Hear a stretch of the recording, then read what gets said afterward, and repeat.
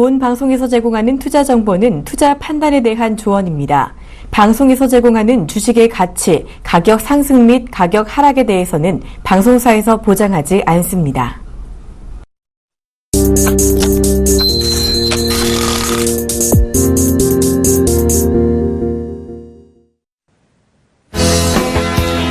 시청자 여러분 안녕하십니까? 2월 22일 월요일 대박플러스 시즌3 선물옵션 초보 탈출기의 양경석 멘토 인사드립니다.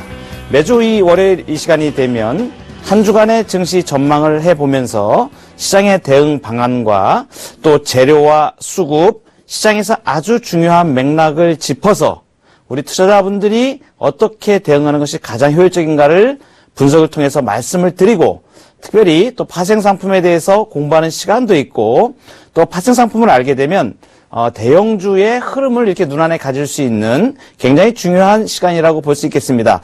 날마다 시청률이 높아간다는 말씀을 제가 듣고 있습니다. 지방에서도 상당히 많은 분들이 격려의 전화도 주시고 또 매주 이렇게 분석을 깔끔하게 이렇게 잘 해주신다 이러한 그 평을 들어서 상당히 감사를 드립니다. 미흡하나마 우리 그 시청하시는 분들이 투자자분들이 어려울 때 동지가 되어주고 든든한 버팀목이 되어주고 또 길 안내를 잘 해드릴 수 있는 양경석 멘토의 30년 노하우를 가진 시향을 듣다 보시면 이러한 시장 저러한 시장 굉장히 어려운 시장에서도 상당히 정확하게 대처하실 수 있는 그러한 방향들이 생기리라고 생각합니다. 특별히 지난주에 주가가 다행스럽게 쌍바닥 형태, 그러니까 크게 큰 숲을 보면 종합지수가 쌍바닥 형태의 저점을 찍고 W자 형태로 반등이 나오는 상태에서 1900포인트를 종합지수가 회복을 하면서 시장의 분위기가 다소 많이 좋아졌습니다. 자, 딱 두 가지 이유입니다. 낙폭이 과대했다는 거 하고 그 다음에 유가의 문제입니다. 결자 해지라고 보통들 많이 표현들을 하는데요.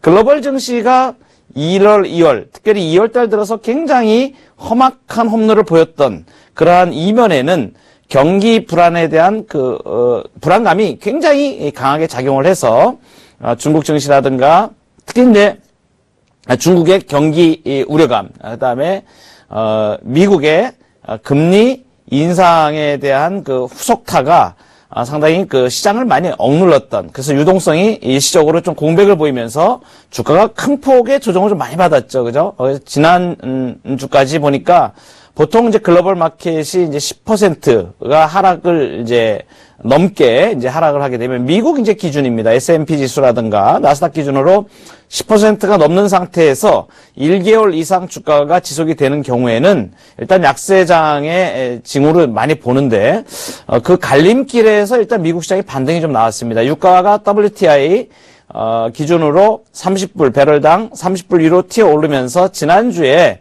전 글로벌 마켓이 강세를 보였고 특별히 이번 주에 지금 처음 이제 줄을 바꿔서 문을 연 시장에 지금 현재 제가 방송 들어오기 전에 유럽 시장을 이렇게 좀 점검을 좀 하면서 들어왔는데 상당히 강세 분위기가 좀 많이 이어지고 있습니다. 유럽 같은 경우도 많이 빠졌었거든요. 유럽도 독일 또는 이제 프랑스 이런 경우에 많이 빠졌습니다. 특별히 이제 지난주에 염려했던 부분이 어떤 부분이냐면 뭐 잘 아시겠지만은 영국의 이제 브렉시트 문제, 유로존에서 이제 그 걸림돌이 좀 되는 그러한 문제들이 있었는데 상당히 많은 부분들을 유로존 회의에서 양보를 하면서 이제 영국의 총리한테 힘을 실어주는, 그래서 이제 아직 넘어야 될 산들이 좀 있긴 하지만 일단 브렉시트 문제는 좀 비껴가는 거 아니냐 하는 그러한 얘기가 있어서 아마 거기에 대한 반응 또는 이제 지난 주말에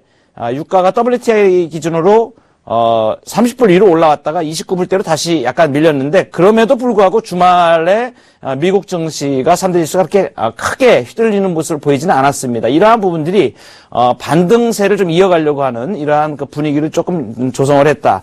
우리 시장도 오늘 제가 이제 여러 가지를 통해서 분석을 해드리겠지만 시장 분위기는 일단 재료적인 측면에서는 극한 악재가 일단 일시적으로 소멸이 되었다라는 측면이 일단 부각이 되는 과정에 있고요.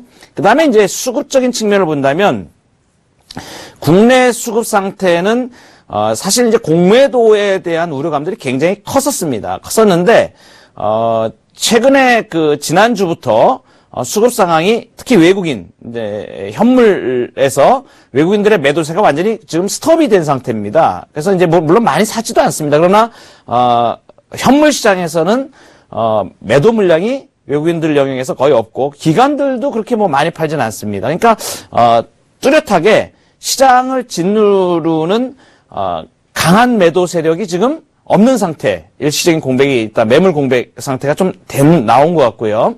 이 틈에 이제 지난주에, 외국인들이, 선물 시장에서 대량 매수가 좀 들어왔죠. 그래서 구조가 좀 바뀌었습니다. 그 다음에 매도 포지션을 좀 가지고 왔던 지지난주 주가가 떨어지면서, 쇼크가 좀 있었죠. 다시 1840선이 붕괴가 돼가지고, 이러한 과정에서 외국인들이 매도 압박을 상당히 선물로 가지고 있었는데, 그것이 다 지난주에 다 해소가 되고, 누적으로 지금 약 한 1조 금액으로 한 1조 9천억에서 한 1조 정도로 지금 매수를 가져간 상황이니까, 수급에 있어서는 좀 다소 좀 많이 괜찮아지는 그런 상태입니다. 종합지수가 1900포인트를 지난주에 넘어와가지고, 이번 주에도 이제 자꾸 이렇게 주가 움직임이 상방 쪽으로 이렇게 움직이려고 하는 그런 모습도 좀 보인다. 그래서 일단 기본적으로 시장의 그 메커니즘은 그렇게 나쁘진 않고, 지난주에 나온 반등의 연장선에 일단 들어가는 거 아닌가라는 부분으로 일단 감지가 좀 되는 그런 추입에 있습니다. 특별히 이번 주는 이제 2월에 거의 마지막 주간을 이제 가게 되죠. 그래서 이제 그 다음 주가 이제 2월 첫 주가 되고, 그 다음 주로 가면 3월 12일이 선물 옵션 동시 만기 날이 됩니다. 3월물 선물이 다다음 주에 이제 만기가 됩니다. 이 부분을 잘 보관을 갖고 잘 대응을 하셔야 될 거. 오늘 그런 문제도 좀 이제 언급을 제가 드리도록 하겠습니다. 자, 그러면 오늘 전체 시장을 짚어보면서 주요 종목들은 어떻게 움직였고 종합지수는 어떻게 움직였는지, 일단 전 업종 지수를 일단 먼저 보도록 하겠습니다. 1916포인트인데 지지난주에 주가가, 우리가 이제 설날 연휴를 지나고 나서 바로 주가가 이제 급락을 했는데, 그 전 시점이 지수가, 종합지수가 1920포인트, 30포인트 됐던 점입니다. 근데 그 지점까지 지난주에 반등이 힘차게 나온 겁니다. 그래서 종합지수로 보시면 코스피 200 종합지수가 1916포인트, 그다음에 이제 코스피 200하고 조금 다릅니다. 제가 그거는 좀 이따가 제가 이제 차이점을 말씀을 드릴 텐데, 대형주 위주로 구성이 되어 있는 코스피 200하고 그다음에 종합지수의 모양이 조금 다릅니다. 자, 그다음에 이제 여기서 보시면 오늘 대형주 같은 경우가 0.20% 하락을 보였죠.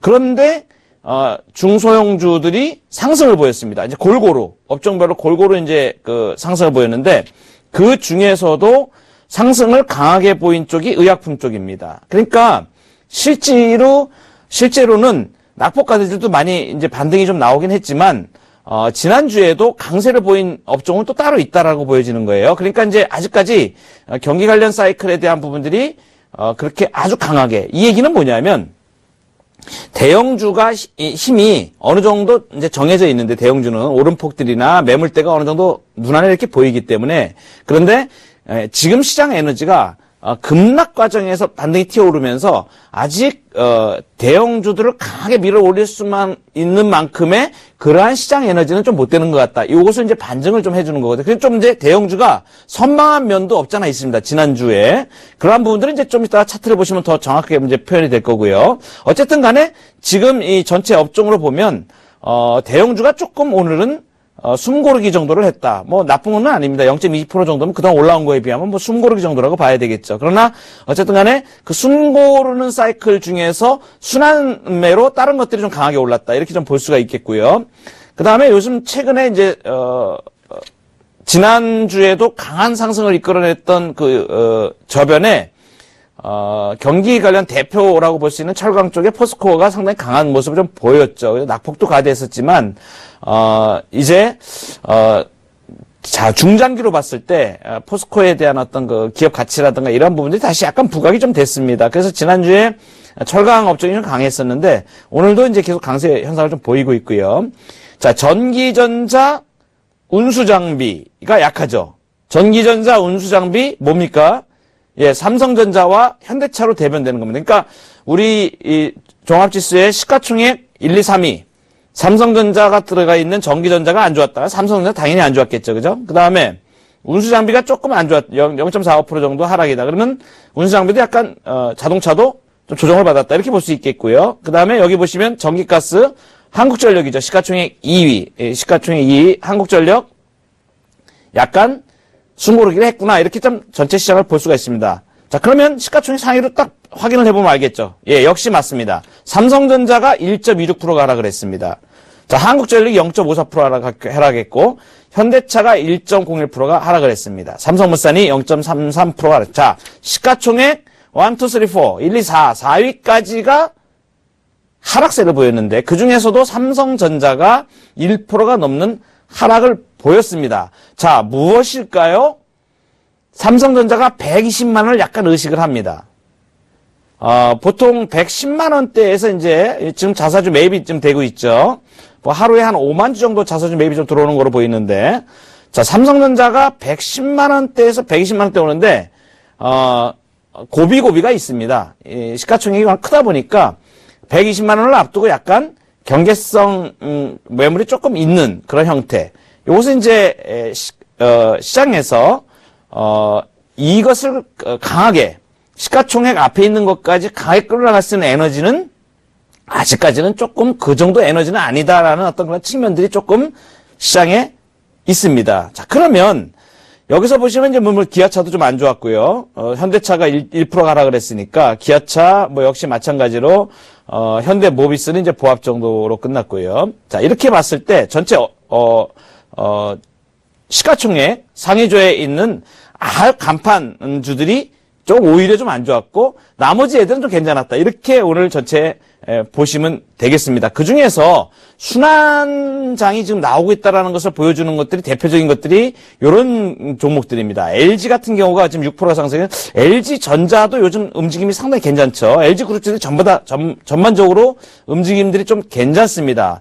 자, 이게 순환 상승 사이클에 좀 있다고 보여지는 그런 움직임들이라고 이제 포착이 되고요. 그 다음에 롯데케미칼 같은 경우도 30만 원 아래에서 치고 나오죠. 그죠? 3.74% 오늘 상승이 났으니까. 자, LG전자도 오늘 보면 2.8% 상승. 이렇죠. 자, 이렇게 보니까, 소위 말해서 옐로우칩 성격의 순환 상승 사이클은 조금 더 이루어지고 있다. 이 얘기는 전체 시장의 방향이 나쁜 방향으로 가고 있지는 않다. 괜찮은 방향 쪽으로 좀 움직이고 있다. 라는 부분들을 볼 수 있고요. 자, 이러한 현상들은, 지수가 부담스럽더라도 지수가 땡기는 때에는 다른 것들이 그렇게 뭐 많이 올라가거나 이러지 않고 종목별로 순환을 하는 현상을 보이게 될 겁니다. 그러나 조정받는 타임에도 그렇게 최근에 증시를 보면 지난주에 강하게 올려친 이후에 조정 양상이 급격한 조정이 지금 나타나고 있지 않습니다. 20일 소위 말해 이제 기술적 분석의 지표라든가 이런 부분들을 보더라도 지금 상당히 괜찮은 모양새가 좀 나오고 있거든요. 그래서 당분간 시장은 이번 주에도 시장은 상승을 조금 더 노릴 수 있는 어떤 그러한 쪽으로 시장이 좀 전개될 가능성이 좀 높아지고 있다. 이렇게 좀 보여져요. 자, 이런 부분을 봤으면, 투자자별로 그러면 어떻게 움직였길래 지금 이런 현상들이 나타날까? 이것은 이제 오늘만 보는 것이 아니라 투자자별로 매매를 조금 종합을 해보면, 지지난주 이후에 소위 말해서 변곡 형태를 보인, 변곡점이라고 얘기하면 방향 바꿔 하는 얘기입니다. 아래로 하락하던 게 방향을 위로 딱 바꾸는 어떤 그런 변곡점들이 나타났을 때, 그때부터 시장의 매매 주체들이 어떤 현상을 보이는 게 굉장히 중요하거든요. 자, 이렇게 봤을 때, 지금 상승을 지금 끌어가고 있는, 지난주부터 이번 주까지 상승 분위기를 끌어가고 있는 투자 주체는 단연 외국인입니다. 외국인을 보시면 오늘도 코스피에서 355억의 현물 매수를 보였고요. 자, 그 다음에 선물 시장에 있어서도 2,500억의 금액으로 2,500억의 순매수를 보였습니다. 그러니까 현선물 동시 매수를 보였고요. 자, 여기서 보시면은 그동안에 이제 그러면 매도세를 강하게 보인 기관들이 어떤 애들이 있냐면 연기금은 그냥 계속 꾸준히 조금씩 주가가 올라올 때마다 강한 매물은 아닌데 전체 그동안에 작년에 연말에 연기금이 연말로 가면서 특히 4, 4분기 시장에서 배당이라든가 이러한 부분을 노리고 매수를 했던 그런 금액이 굉장히 큽니다. 그건 이제 대처할 시간이 없었거든요. 왜냐하면 1월, 2월 달, 2달 동안에 주가가 굉장히 안 좋았기 때문에 대응할 시간들이 별로 없었습니다. 그래서, 지금 이제 주가가 반등이 나오는데 보통 이제 작년에, 4, 4분기에 연기금이 매수를 했던 그 지수 라인대를 보면 1800에서 1930포인트대에서 상당히 강한 매수를 보였고, 실제로 작년 연말에 지수 강세를 끌어내면서 주도했던 그 세력들이 연기금이었거든요. 연기금의 특징을 보면 어떤 분기 말이라든가 반기 말이라든가 또는 연말 특히 이럴 때에 주가를 상당히 관리를 하는 그런 측면이 굉장히 강합니다. 배당에 대한 투자라든가 이런 부분들을 굉장히 강하게 가지고 가기 때문에 특히 이제 우리 기관들 중에서는 강력한 기관이라고 볼 수 있죠. 연간 중장기 투자에 가장 강력한 기관이라고 보면 연기금이라고 볼 수 있기 때문에 연초 내지는 분기 초, 반기 초 이런 때에는 그게 아주 강한 형태로 보이지는 않습니다. 그냥 이제 연기금 같은 경우에 매도세가 나오고 있는 것은 일단 지난번에 12월 달에 대처를 못한 부분들이 조금 대응할 수 있는 그런 부분들은 순환 상승 사이클에서 아직도 전체 시장이 이제 안정되려면 시간이 좀 걸린다고 볼 수 있기 때문에 나름대로의 대응인데, 그렇다고 해서 이제 물량을 강하게 매도하는 결정적으로 매도 주체다 이렇게 얘기하기는 좀 그거는 함정이 좀 있습니다. 이러한 부분 잘 보셔야 돼요. 특별히 오늘 보시면 투자 주체 중에서 매매가 좀 특이하게 움직이는 애들이 좀 있습니다. 증권사 같은 경우는 현선물에 있어가지고 다 매수를 보였거든요. 그러니까 증권사의 시각 자체는 외국인들이 지난주에 글로벌 마켓이 돌았으면서 특별히 이번 주에 시장을 짓누를 악재가 유가가 급격하게 요동치지 않는 이상 미국의 그 FOMC 회의 의사록이 나오면서 3월 달에 금리 인상에 대한 부분을 점진적으로 가져가기가 좀 쉽지 않다는 쪽으로 지금 방향이 지어졌습니다. 그래서 연준 인사들이 시장이 지금 굉장히 안 좋고 경기 우려감들이 많기 때문에 금리 인상의 속도를 조절해야 된다는 쪽으로 지금 가고 있어요. 그러다 보니까 미국이나 유럽 쪽에서 어떤 내용들이 이제 가세를 하게 되냐면 극한 악재가 좀 지나가는 거 아니냐라는 쪽으로 이제 방향을 잡아 나갈 수도 있는데, 그참에 유가가 마침 또 반등을 좀 나와주거든요. 자, 그러니까 시장이 글로벌 마켓도 그렇고 이제 한국에 대한 문제도 급격하게 시장을 악재로 누를 수 있는 그러한 부분들이 좀 덜해진 겁니다. 그러다 보니까 약간의 안도랠리 성격을 가지고 주가가 좀 움직이는 그런 형태를 보이는데, 그 이면에는 외국인들이 그동안에 몇 개월 동안에 많이 팔았던 4개월 동안에 계속 물량을 내놨던 물량이 좀 완전히 줄어들었습니다. 자, 특별히 외국인들 영역에서 매도 물량을 많이 나왔던 그러한 세력들은 소위 유가의 하락으로 인한 아락관 쪽이 굉장히 많았었는데, 유가가 이제 좀 저점을 좀 찍어가는 거 아니냐라는 이러한 시각으로 가게 되면 아락계 자금들이 추가적으로 공매도를 치거나 매도를 할 수 있는 물량이 그렇게 많지가 않습니다. 그러다 보니까 최근 들어서 1900선 아래에서 현저하게 외국인들의 매도세가 줄어드는 걸 볼 수 있습니다. 오히려 지금 최근 3, 4일 동안은 많은 힘은 아니지만 서서히 매수 쪽으로 약간 움직임을 보여요. 며칠 동안 지금 이러한 부분도 있고, 선물 시장에서는 특별히 지금 연타로 지난주부터 이번 주로 들어서 약 한 열흘 동안 정도를 보면 1조 정도의 자금이 지금 수매수 들어왔습니다. 그러니까 매도했던 거 돌았으면서 수매수가 누적으로 미결 금액이 1조 정도 가까이 되니까 실제로는 1조 5천억 내지 2조 정도가 매수가 들어온 겁니다. 굉장히 강력한 단기 반등을 노린 노림수가 지금 전개되고 있다, 이렇게 좀 볼 수 있는 거예요. 자, 이렇게 봤을 때 기관들도 그렇게 매도하는데 강력하게 나서는 기관들이 없고요. 그 다음에 투신이 이제 약간 단기적으로 조금 선물을 단기간에 좀 많이 올라온 거 아니냐 해서 매도를 하는데, 투신은 선물에 있어서는 조금 다소 좀 단기적으로 운영하는 경향이 좀 큽니다. 오늘하고 내일하고 좀 다릅니다. 이러한 부분들이 좀 일관성이 쭉 있게 이렇게 가는 그러한 기간은 아니기 때문에 이건 좀 참고로 좀 잘 보셔야 되고요. 어쨌든 간에 굉장히 중요한 것은 지난주로부터 이번 주까지 상승 방향으로 턴을 시켜서 가고 있는 방향이 변하지는 않았다. 근데 그 이면에는 외국인들의 현선물을 대하는 시각이 상당히 지지난주에 비해서는 상당히 괜찮아졌다. 그러니까 시장 우호적으로 바뀌었다.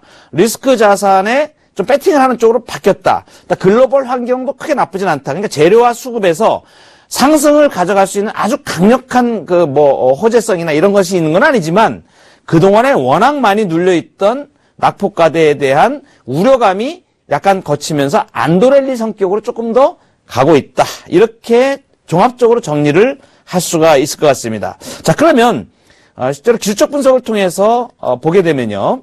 이게 종합지수의 모양인데요. 지난주에 제가 이런 말씀을 드렸습니다. 굉장히 주의를 깊게 잘 봐야 될 그런 상황인데 이렇게 빠진 주가가 다시 빠지게 될 때 이렇게 갈 수 있느냐 아래쪽으로 아니면 이렇게 반등이 나갈 수 있느냐 요게 기로점이었다고 제가 말씀을 드렸습니다. 지난주에. 그래서 여기서 쌍바닥을 형성을 하게 되고 여기서 저점을 형성하게 되고 상승을 하게 되면 쌍바닥 형태가 되는 거죠. 그죠? 그리고 만약에 그걸 깨지게 되면 한 단계 지금 이 반등이 나왔던 만큼 비례 법칙에 의해서 빠질 수도 있었는데 거기서 주가가 글로벌 마켓도 팡 돌면서 지금까지 말씀드린 그러한 재료와 그다음에 수급에 힘입어가지고 주가가 턴을 했죠. 자, 이제는 어떤 시점에 와 있냐면 자, 21선을 주가가 올라섰습니다. 종합지수가. 자, 종합지수가 21선을 올라섰는데 이거 잘 보세요. 여기 보시면은 여기 형태가 지지난주에 빠지기 전에 직전 고점이었습니다. 이 지수로 보시면은 왜 이걸 제가 말씀을 드리냐면 좀 이따 보여드리는 코스피 200 지수는 이걸 넘어가 있습니다. 지금 이 라인을.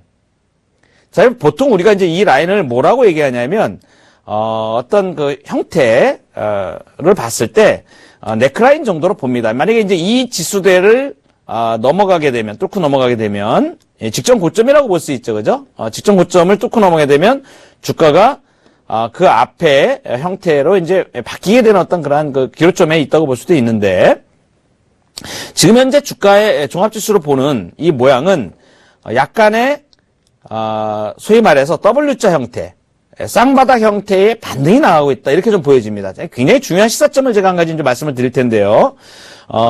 지금 현재 종합지수의 향배를 봤을 때 이렇게 하락을 하는 하락 추세대를 그렸을 때에 이 점은 아직 돌파를 하지 못했습니다. 돌파를 못했는데 저점으로 봐서는 쌍바닥 형태를 치고 올라오는 거예요. 그러니까 이 주가가 향배가 어떻게 되냐에 따라서 주가가 일단 추세를 한번 이탈하는 현상이 나올 수도 있고 대미림이 나올 수도 있는 그러한 분기점에 좀 와 있다.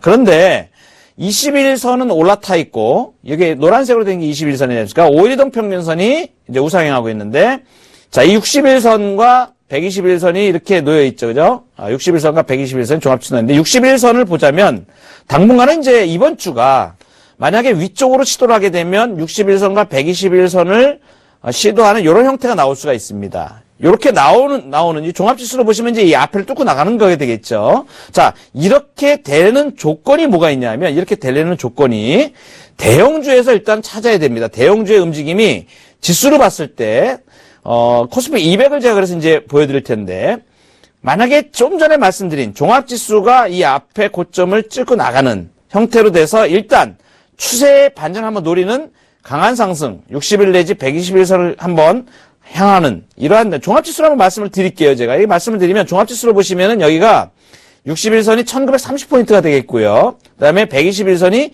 1954포인트 정도 납니다. 자, 단기 시각으로 지금 한 1950 정도까지 상승을 증권사에서 약간 단기 반등의 연장이 이번 주에 들어가게 되면 위쪽으로 열리는 구간이 어느 정도나 봤을 때 바로 기술적 분석 지표인 121선을 놓고 봤을 때 61선을 넘게 되면 보통 121선까지 이제 도달을 합니다. 그렇게 봤을 때 종합지수가 1950포인트, 60포인트를 시도할 수 있는 가능성도 있다라고 약간 보고 있습니다. 자, 이렇게 봤을 때, 코스피 200으로 보면 좀 다르죠. 그죠? 자, 코스피 200을 조금 확대를 해서 제가 보여드릴 텐데요.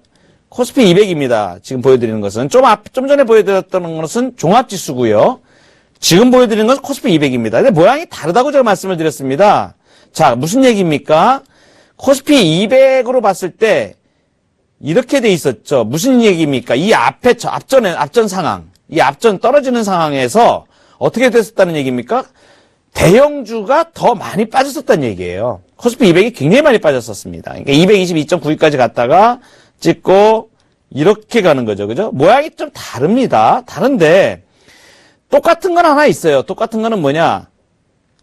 여기 보시면은 61선하고 그다음에 이게 120에 이렇게 위치해 있는 것은 똑같습니다. 종합지수나 약간의 오차 범위는 있지만 좀 그렇게 되고요.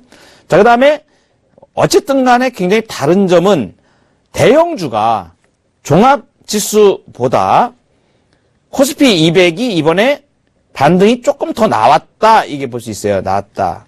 자, 이 원인. 종합지수보다 코스피 200이 조금 더 올랐은 이 원인은 어디에 있냐면 현대차에서 찾을 수 있습니다. 물론 삼성전자도 있는데요. 시가총액 아까 말씀드렸던 1, 2, 3, 4위. 삼성전자, 한국전력, 현대차, 삼성물산 이렇게 딱 보면 특별히 자동차가 굉장히 강했습니다. 자, 뭐 때문에 그랬을까요? 자동차가 현대차가 14만 원 밑에서 빌빌대다가 빵 치고 올라가지고 이번에 15만 원선을 좀 터치하기 시작합니다. 지난주에 보니까 10% 정도 이제 오른 거죠. 가장 그 저변에 깔려 있는 것은 낙폭과대도 물론 있습니다. 그러나 움직이는 동의는 환율에 있습니다. 자, 환율 상당히 1,200원대가 좀 넘어오지 않습니까? 그러니까 대형주 특히 수출 주도형에 있어서는 상당히 어드밴테이지를 얻을 수 있는 그런 분들이 많아졌죠. 그죠? 자, 달러로 결제 대금을 받게 되면 앉아서 수익 구조가 변하지 않습니까? 자, 이러한 부분들을 보면 현대차가 지금 그 코스피 200에 영향을 미친 그러한 부분들이 상당히 좀 있다라는 부분입니다. 대신에 한국전력 그 2위 시가총액 2위 종목인 한국전력이 잘 빠지지가 않습니다. 지난번에도 제가 몇 주 전에 말씀을 드렸는데 장기 투자하시고 그다음에 포트폴리오를 구성해가지고 자산을 운영하는 증권회사나 자산운용사나 또는 자문단에서는 제가 말씀드리는 걸 참고로 많이 하시거든요. 그래서 자산운용사 같은 경우에 저희가 질문을 좀 많이 받습니다. 시가총액의 비중을 그대로 편입을 시켜야 되는데 한국전력에 대해서 어떻게 생각하느냐라고 뭐 일단 한국전력은 그냥 갑니다. 계속 주가가 괜찮은 형태로 보일 겁니다. 제가 말씀을 이렇게 드립니다. 지난번에도 제가 방송에서 말씀드렸는데 그냥 무난하게 시장의 흐름과 관계없이 무난하게 왜냐하면 실적과 또는 앞으로 미래 가치라든가 한국전력에 대한 미래 가치 담보가 돼 있습니다. 담보가 돼 있기 때문에 좀 느린 것 같지만 상당히 투자 매력도가 있다라고 제가 말씀을 드렸거든요. 시가총액 2위 올라온 이유가 있고요. 시가총액 1위를 이제 넘볼 수도 있는 상태가 될 수도 있는데 워낙 자본금 규모가 크다 보니까 그거는 좀 봐야 되겠지만 삼성전자하고 어떻게 될지는 봐야 되겠지만 점수는 제가 한국전력에 좀 많이 주는 편입니다. 그래서 시가총액 2위로 올랐은 이러한 부분에서 자산 운영하시는 분들한테 제가 그런 말씀을 많이 드립니다. 한국전력 편입을 적극적으로 검토하셔야 될 겁니다. 이렇게 말씀을 드리는데 어쨌든 간에 한국전력이 지금 5만 원대에 올라서 가지고 5만 3천 원, 5천 원대까지 왔다 갔다 하죠. 그러니까 대형주 중에서 10%를 다른 어떤 것보다 가볍게 올릴 수 있는 애가 지금 한국전력이에요. 5만 원 정도에서는 5만 5천 원대까지는 그냥 바로 옵니다. 그러니까 굉장히 가벼워진 거예요, 사실은. 그래서 관심 있게 보셔야 됩니다. 한국전력 올랐었죠. 현대차 환율에 따라서 반등 나왔죠. 삼성전자 자사주 매입에 따라서 120만 원 근처까지 왔죠. 이러다 보니까 대형주가 지금 올라 있는 상태입니다. 그러니까 얘도 지금 5일 이동 평균선이 딱 지지를 받으면서 60일, 120일을 넘보려고 지금 이렇게 딱 폼을 잡고 있습니다. 그러니까 이런 경우에는 이렇게 정배열로 소위 말해서 기술적 지표들이 정배열로 들어갈 때는 그냥 정배열 인정해 주시는 게 좋습니다. 구태여 주가가 단기간에 또 자라보고 놀란 가슴이 소뚜껑 보고 놀란다고 하도 이 앞에 전에 1930포인트 이렇게 좀 왔으면 주가가 막 내려받고 막 이러니까 우려하는 분들이 많은데 실제로 제가 보는 바에서는 그렇게 많이 우려할 상황은 좀 아닌 거로 일단 보여지고요. 특별히 이게 보시면은 주봉상에 이제 이렇게 추세대가 있지 않습니까? 코스피 200으로는 240 정도까지 반등이 나올 수 있는 그런 구간이에요. 자, 1, 2 이렇게 되는 겁니다. 그러니까 실제 추세대, 하락 추세대라고 보더라도 주봉상으로 봐서 자, 이제 박스 회기 쪽으로 좀 방향을 좀 정하려고 그러는 거예요. 얘가 뭐냐면 큰 시각에서 봐서는 저 앞에까지 제가 주로 좀 많이 말씀을 드렸죠. 이런 큰 시각으로 보면 이제 W자 형태의 저점, 쌍바닥 정도를 찍고 있는 쌍바닥으로 인정을 해야 됩니다. 돌아섰기 때문에 주가가. 쌍바닥 정도의 형태를 만들고, 이제, 소위 말해서 몇 년 동안, 3, 4년 동안 놀았던 박스권을 일단 회귀하려고 얘가 지금 움직임을 갖고 있는 겁니다. 크게 봐서는. 그러면 여기서 주가가 지금 약간 중기적인 시각으로 봐서는 이것을 깨고 내려갈 수 있는, 주봉입니다, 지금. 이것을 깨고 내려갈 수 있는 그러한 형태는 그렇게 많지 않습니다. 이런 부분을 봤을 때 약간, 시간을 갖고 주가가 서서히 회복되는 측면을 좀 가지고, 물론 이제 21선의 안착을 확인을 하려고 할 겁니다. 이걸 일봉으로 보시면요. 일봉으로 좀 전에 제가 보여드렸지만 일봉으로 보시면 이런 갭들이 나옵니다. 이런 갭들이 나오기 때문에 이런 갭을 확인하는 과정에서 21선을 이제 돌리는 과정에서 이제 뭐 하나의 추세대를 만들 수 있는 저점 정도가 이렇게 나올 수가 있거든요. 뭐 좀 더 올랐다가 밀릴 수도 있고요. 그러나 21선이 지금 이제 비교적 지지선으로 작용할 가능성이 좀 높아졌다. 이런 측면을 본다면, 중기적으로는 그렇게 너무 나쁜 시각까지로 볼 수는 없고요. 이제는 그 주봉에서 제가 말씀드린 형태로 봤을 때는 쌍바닥 형태가 나온 것을 일단은 보여지기 때문에 약간 이제, 그동안 함몰됐던 주가를 회복하려고 하는 그런 움직임이 중간중간에 좀 나타날 것이다. 물론 이것이 시장 에너지에 따라서 급격하게 나타날 수도 있지만, 좀 한 박자 걸리면서 나타날 수도 있습니다. 이 부분은 좀 참고하시되 주봉으로 이제 보시면서 이번 주 대응 전략을 제가 말씀을 드려야 될 텐데요. 이 주봉을 보시면 이렇습니다.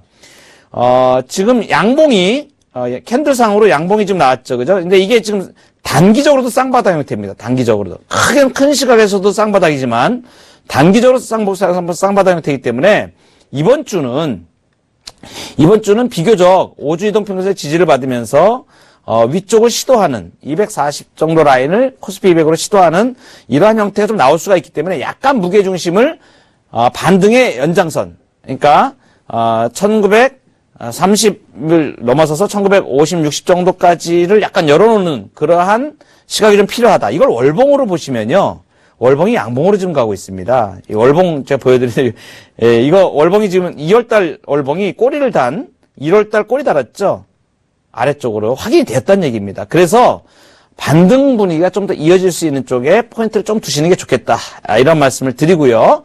자, 선물 옵션 파생 상품 대응에 대해서는 강의하면서 겸해서 제가 언급을 드리도록 하겠습니다. 잠시 후에 선물 옵션 초보 탈출기 강의 이어가도록 하겠습니다.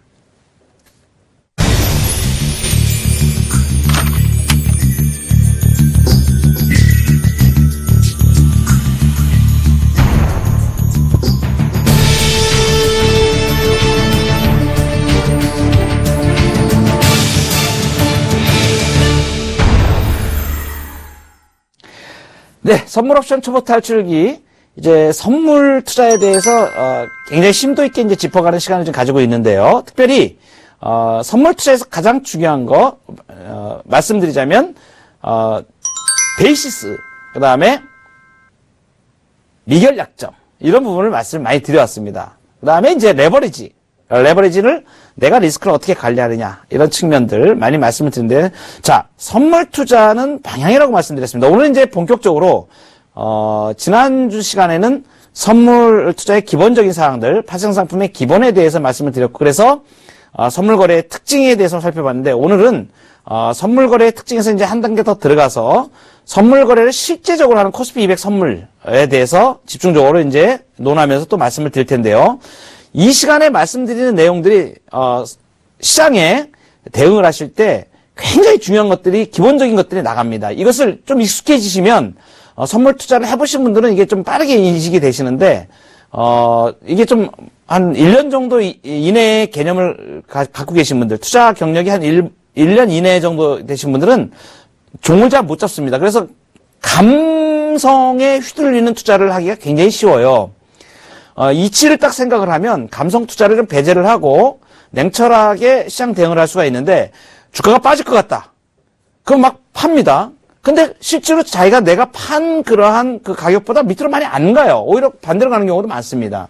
자, 그런 경우 왜 그런지 이제 이런 부분들을 보시면 원리를 잘 파악하시는 것이 굉장히 중요하고, 그 다음에 레버리지를 관리하시는 이러한 부분도 굉장히 중요하거든요. 자, 이제 코스피 200을 지금 다시 한번 짚어서 정확하게 말씀을 드리는 과정에 이제 들어가기 때문에 여기서 공부를 잘 하시면, 예, 우등생이 될 수 있습니다. 우등생이 된다는 얘기는 투자의 세계에서 수익으로 간다는 얘기입니다. 자, 그럼 강의 한번 들어가 보도록 할게요.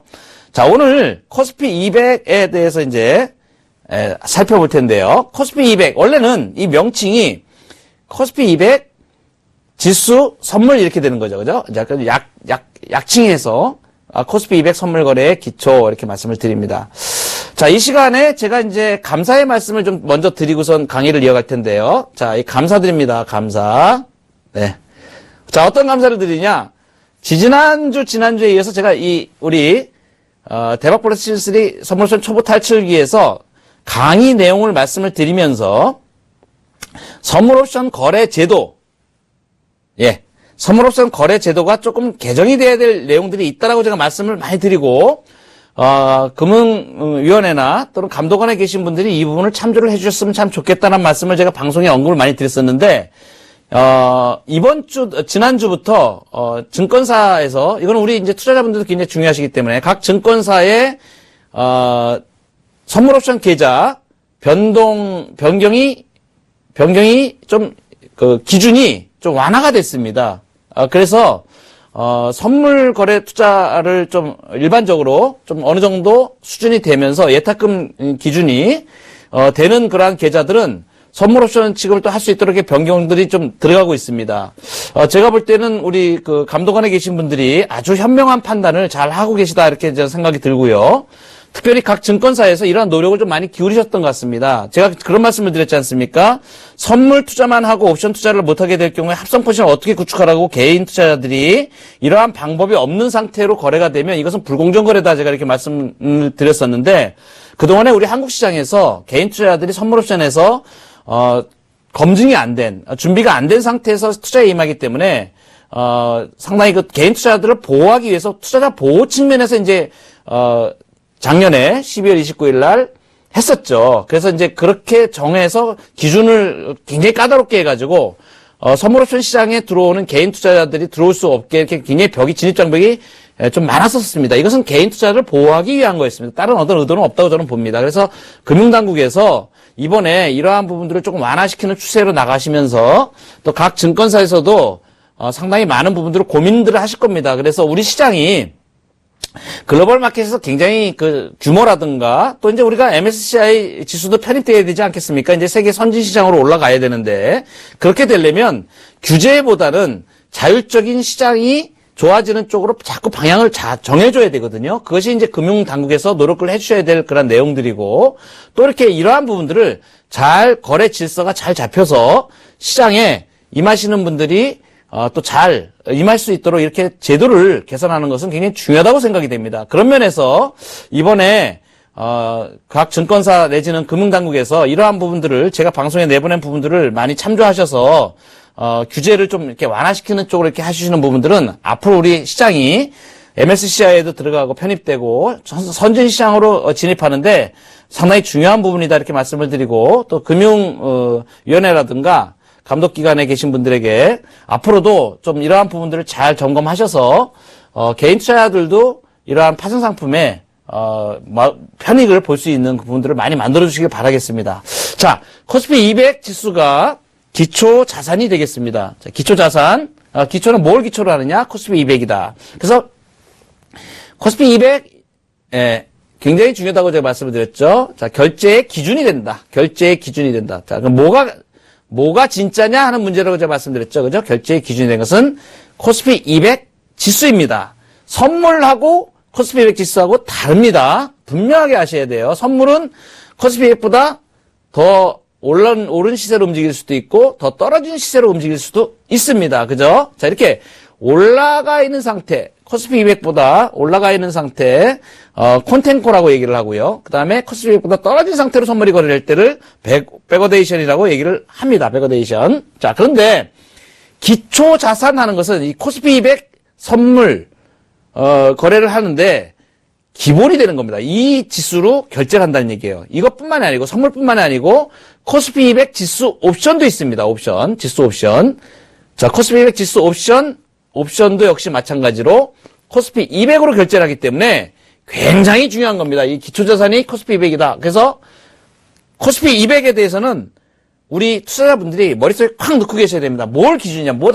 항상 보실 때 코스피 200을 보실 줄 알아야 되고, 이걸 알기 위해서는 코스피 200에 들어가 있는, 지수를 구성하고 있는 소위 말해서 시가총액, 상위 종목들의 흐름을 잘 아셔야 됩니다. 자, 이러한 부분들은 제가 누누이 말씀을 드려왔었죠. 그죠? 그래서, 양경석 멘토가 30년의 노하우를 가지고 시가총액을 분석해 드릴 때 주요 종목들, 대형주 흐름, 뭐가 저렇게 중요한데 자꾸 저렇게 얘기하나 하는 부분들은 이걸 알에 따라 가지고 선물뿐만 아니라 옵션뿐만 아니라 파생상품 전반, ETF, 소위 말해서 지수에 투자하는 모든 것이 여기에 다 관련이 됩니다. 그래서 이 부분이 굉장히 중요하기 때문에 제가 시황을 말씀을 드릴 때 시총 상위주라든가 그 다음에 투자자별 매매 종합이라든가 투자 주체별 매매 현황이라든가 그 다음에 전체 시장의 흐름에 대해서 많은 시간을 할애해서 말씀을 드리는 부분이 바로 모든 거래의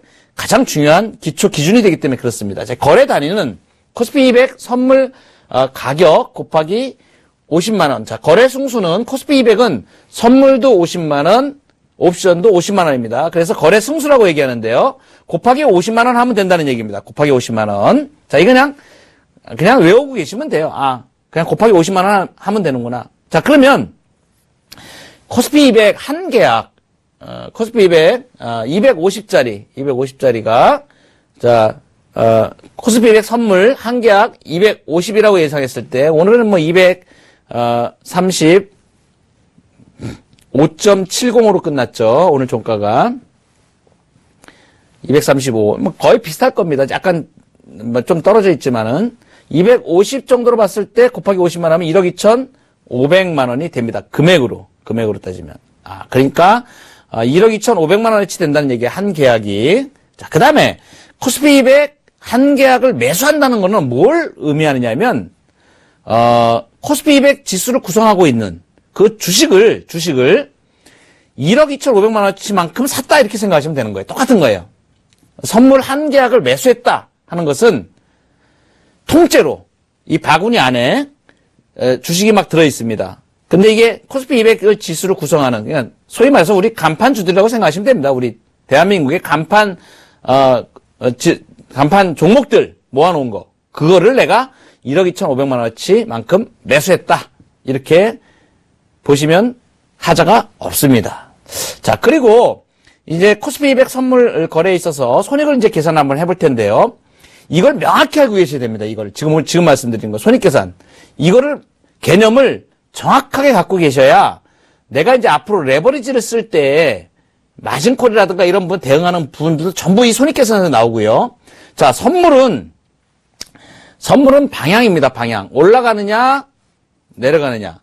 자, 이거 선물 매수 그죠? 자, 매수했던 것을 파는 것을 반대로 매매하는 거를 청산 그죠? 자, 그 다음에 하락을 노리고선 투자하는 것은 선물 매도가 되겠고요. 자, 매도한 것을 다시 사 넣게 될 때 반대 매매하는 것이 반대로 거래하는 것이 환매라고 말씀을 드렸습니다. 자, 이렇게 용어도 말씀을 드리고요. 자, 1%의 변동이 나타났다. 자, 변동이 위냐 아래냐. 그 다음에 따지는 게 뭡니까? 얼마나 변동하느냐. 몇 퍼센트 변동하느냐.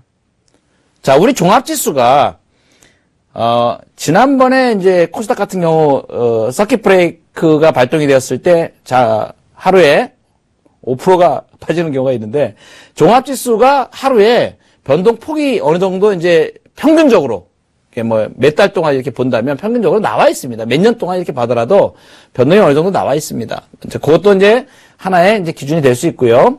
자, 선물 1%가 그럼 변동이 된다. 종합지수로 몇 포인트 정도 될까요? 지금으로 말하면 1916포인트니까 약 20포인트 정도가 되겠죠. 20포인트 그죠? 20포인트.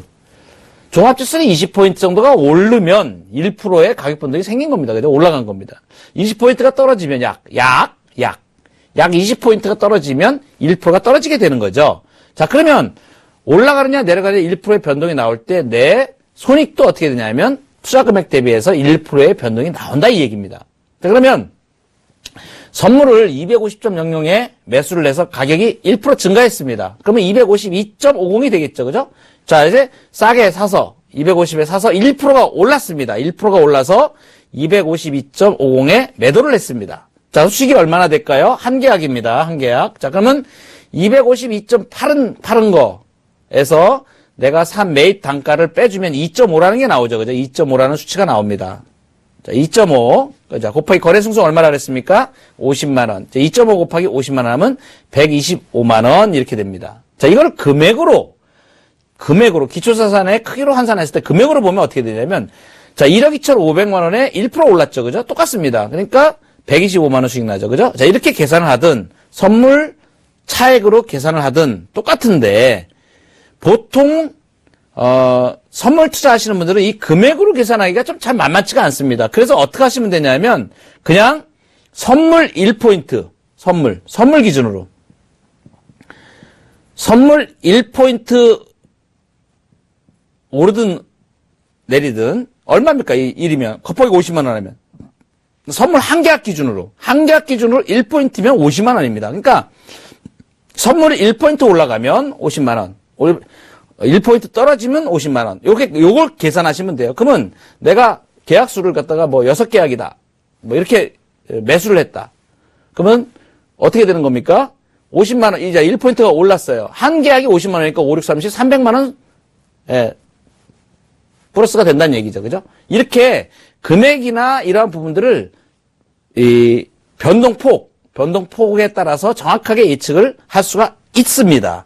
매도도 마찬가지고요. 지금 매수를 제가 말씀을 드렸는데 매도도 역시 마찬가지입니다. 그러니까 변동의 방향은 매수냐 매도냐로 결정을 하고 그 다음에 수익의 폭은 몇 퍼센트 변동하느냐 그거 가지고 따지게 된다라는 부분을 보시면 되겠고요. 자, 코스피 200 선물 거래의 기초사항들을 좀 확인을 해보셔야 될 텐데 결제월은 항상 상장 결제월은 1년 이내에 4개의 결제월이 존재하게 됩니다. 그래서 1월 1일부터 12월까지 딱 이렇게 보면 3, 6, 9, 12 4개의 결제월이 있죠. 그죠? 자, 그 다음에 3월달이 이제 이번에 만기가 되죠. 참고로 말씀드리면 3월 10일이 되겠습니다.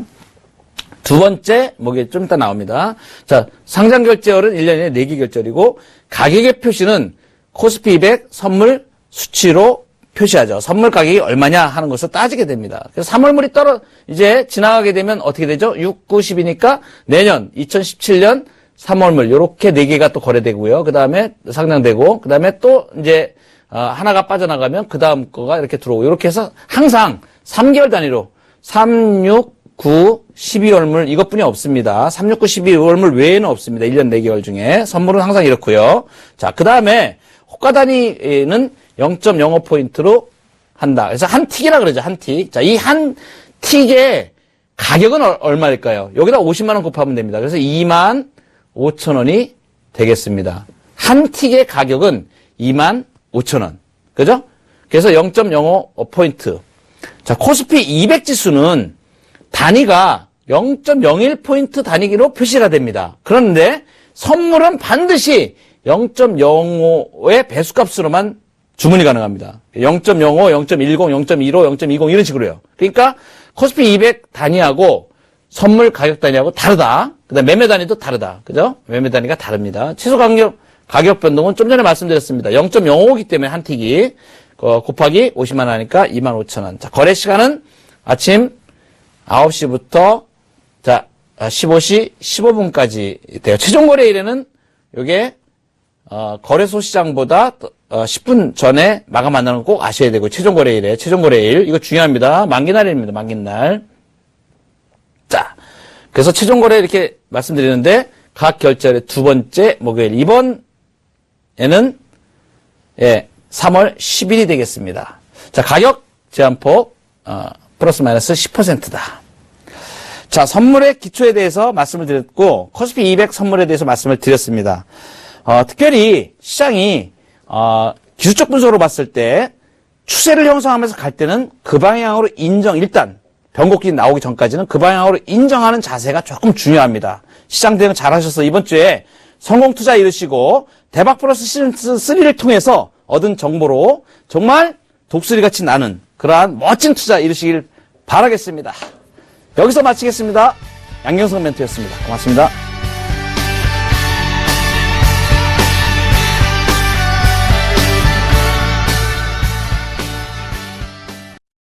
본 방송에서 제공하는 투자 정보는 투자 판단에 대한 조언입니다. 방송에서 제공하는 주식의 가치, 가격 상승 및 가격 하락에 대해서는 방송사에서 보장하지 않습니다.